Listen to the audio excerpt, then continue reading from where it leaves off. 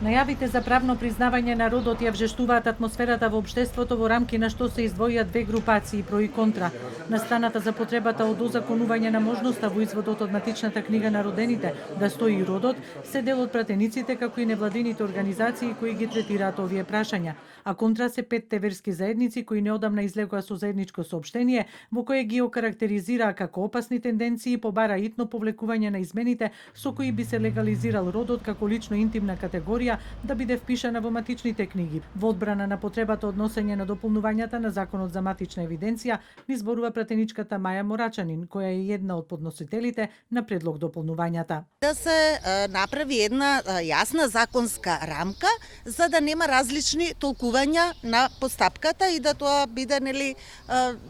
по лично некое сваќање, туку да има јасна процедура за брзо, транспарентно и пристапно практично возможување на правното признавање на родот на трансродовите луѓе. Принципот на кој што тоа се базира е принцип на самоопределување, само за полнолетни, преку 18 години, деловно способни и за лица кои што не се во брак. Освен што овие измени ќе им дозволат на мажите, односно жените, и покрај тоа што ги имаат сите атрибути на маж или жена, како род да наведат некоја друга припадност, значи опасност за женската популација и за семејството како заедница на маж и жена, сметаат од петте верски заедници, според кои жената е поставена во неравноправна положба, а една европска анкета покажала зголемување на говорот на омраза и кон припадниците на ЛГБТ и заедницата. Правно признавање на родот подразбира да признаете правно нечие чувство субјективно